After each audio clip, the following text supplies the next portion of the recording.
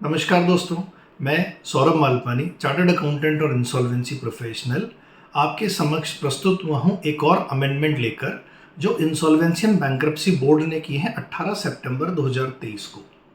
CRP regulations में regulation 12 insolvency and bankruptcy board ने amend किया है।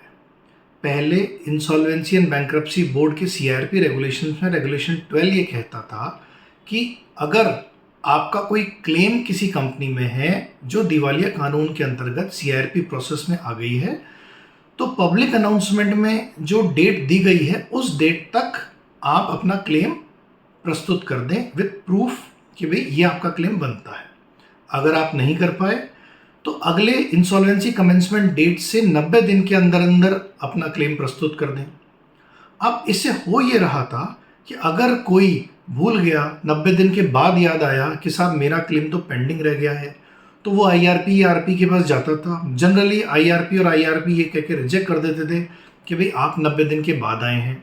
वो फिर ऑनरेबल एजुकेटिंग अथॉरिटी यानी कि ऑनरेबल एनसीएलटी के पास जाते थे, वहाँ से डायरेक्शन लेके वो आरपी के पास आते थे और आरपी फिर वेरिफिकेशन ऑफ क्लेम करता था और क्लेम कोलेट्स करता था। अब इंसॉल्वेंसी एंड बैंक्रप्सी बोर्ड ने इस प्रक्रिया को थोड़ा सा और यूं कह लीजिए जटिल कर दिया है या क्लेम जो सबमिट कर रहे हैं उनके लिए आसान कर दिया है।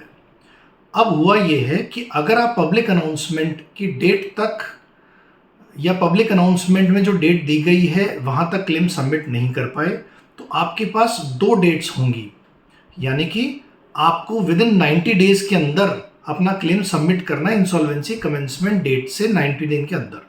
अगर आप वहाँ तक भी नहीं कर पाए तो 36B में RFRP request for resolution plan की जो डेट है आप अपना क्लेम वहाँ तक सबमिट कर सकते हैं। पर आप कहेंगे सौरभ जी इसमें फ़र्क क्या है? इसका मतलब RFRP की डेट क्लेम की डेट है। देखिए दोस्तों, फ़र्क इसमें यह है कि अगर आप 90 दिन तक क्लेम सबमिट करते हैं तब तो कोई दिक्कत नहीं है, आपको अपना खाली क्लेम का सब्सटेंशिएट पार्ट यानी कि आपका अमाउंट और वो अमाउंट कैसे निर्धारित हुआ उसका प्रूफ देना है। और अगर आप 90 दिन से और भी ज़्यादा डिले हो गए तो आपको डिले का रीज़न आरपी या आईआरपी को देना है।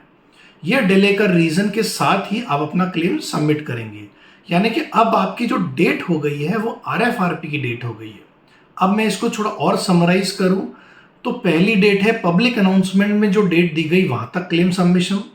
दूसरी डेट है इंसॉल्वेंसी कमेंसमेंट डेट से 90 दिन के अंदर अंदर। अगर वो भी छूट गई है तो रीजन ऑफ डिले के साथ RFRP 36B में जो RFRP इश्यू होता है उसकी जो डेट है उस तक आप अपना क्लेम सबमिट कर सकते हैं। आई होप यह अमेंडमेंट आप सबको इस चर्चा के माध्यम से क्लैरिटी आई होगी। अगर कोई क्वेश्चंस है तो प्लीज़ कमेंट बॉक्स में डाल दीजिएगा। धन्यवाद, नमस्कार।